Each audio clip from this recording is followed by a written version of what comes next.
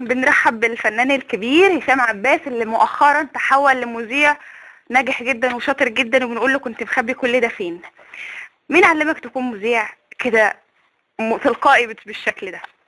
اولا انا ما اتحولتش لسه بقيت مذيع. تمام. بشتغل مذيع جنب على الهامش، جنب كوني انا في الاساس المطرب وهفضل مطرب. تمام. تاني حاجه انا بحب اتكلم، مهم. وكلام اليومين دول هو الموضه، والناس كلها بتتكلم، وانا كمان بحب اتكلم، وعندي افكار كويسه، وعندي عندي مواقف واراء كلها خير، وكلها يعني متفائله، وكلها ليها دعوه بحب للبلد وحب للناس وكده، فانا احب اتكلم. فرق معاك ايه يا هشام البرنامج؟ يعني في التعامل فرق شوفت الجمهور جديد، فرق معاك ازاي انت حتى في افكارك يعني؟ لا، فرق معايا ان انا لما بقول رايي للناس، والناس بتسمعه اول باول. فرق معايا ان انا متواجد اكتر عشان الناس تشوفني اكتر. فرق معايا انه شغلي، ان شغل الحفلات قليله جدا اليومين دول، والافراح قليله، فبالنسبه لي ده شغل كويس. طيب اشمعنى فكره البرنامج ده اللي وافقت عليها؟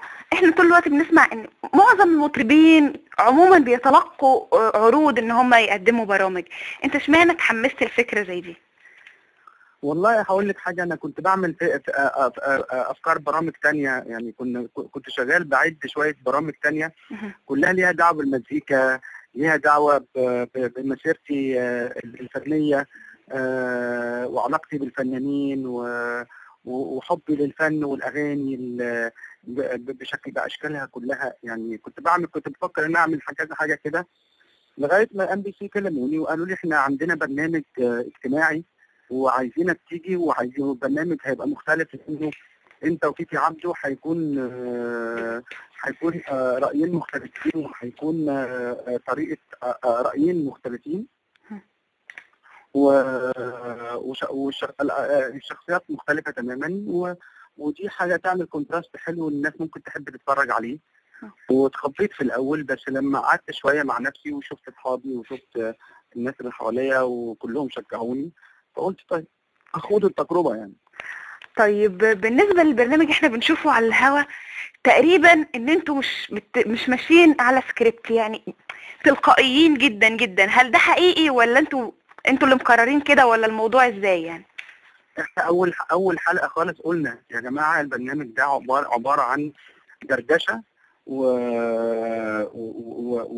ويعني وفن وكلام عن اللي بيحصل في الدنيا، واللي بيحصل في البيوت، والحاجات اللي تخص المتزوجين والابهات والامهات والاطفال، وكل المشاكل العاديه والاراء اللي بتحصل والظروف يعني هنتكلم عليها زي ما الناس صحاب قاعدين بيتكلموا في الليفنج روم كده، وقاعدين وناخد اراء الناس ونتكلم معاهم ونضحك ونهزر ونغني. يعني الموضوع بيبقى خفيف ولذيذ، وما فيهوش اي مشاكل متعمقه نزهق الناس، لان هو في اوريدي في برامج كتير قوي توك شوز بتتكلم عن السياسه، وبتتكلم عن المشاكل، وبتتكلم عن الحقوق والواجبات والحاجات دي.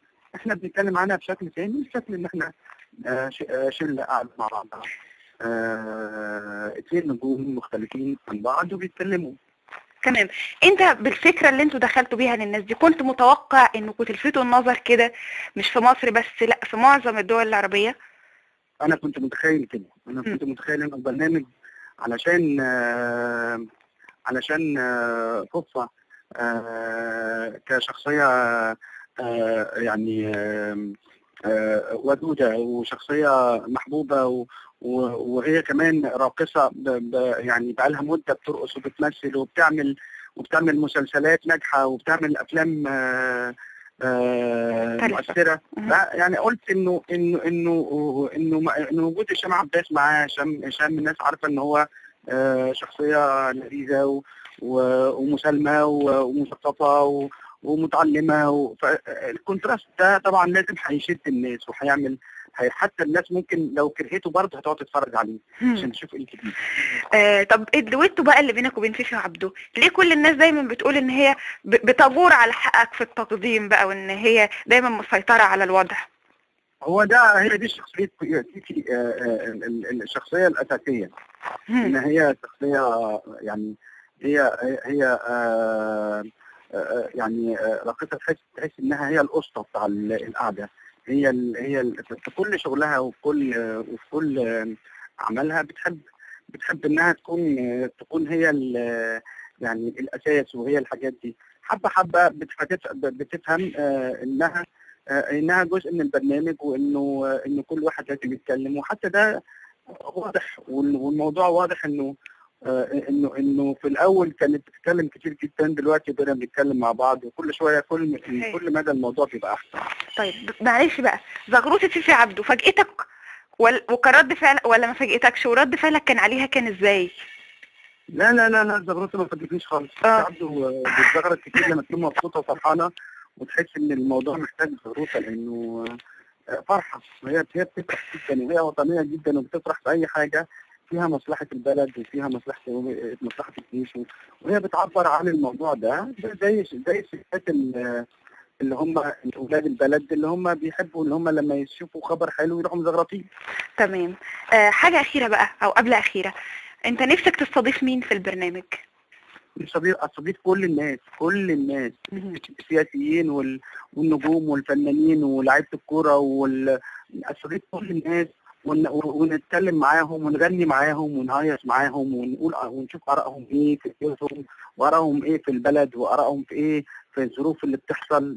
يعني نفسي استضيف كل الناس، كل اشكال الناس.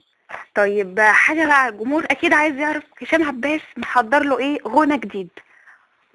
انا بعمل البوم جديد، والالبوم ده شغال فيه بقالي 4 سنين من 2009، وكل شويه اعمل اغاني جديده واركنها، واعمل اغاني جديده واركنها، لانه مش حاسس ان انا عايز اطلع اغاني مثلا، والبلد بتبقى حالتها ساعات مش جاهزه ان انا انزل اغاني. هو طبعا جزء شويه منه كسل وكده، بس يعني انا ان شاء الله الالبوم هينزل قريب، يعني في خلال شهر مثلا. طيب عايزينك حاجه اخيره تقول كلمه لجمهورك في لبنان والعالم العربي اللي بيسمعك ودلوقتي على شوفي جديد، تبقى ايه؟ هقول انه انا بحيي الجمهور اللبناني والجمهور العربي كله بشكل عام، وبقول لهم ان الوطن العربي داخل في منطقه جديده، وداخل في علاقات جديده، وداخل في مستقبل جديد في كل البلاد اللي بتحب بعضها، اللي ناويه انها فعلا تتحد مع بعضها، ويبقى في بينهم علاقات مشتركه، ويبقى في بينهم حب واشتراك في المعيشه والفن والعلاقات. اسمعوا كل اخباري على شوفي جديد هشام عباس.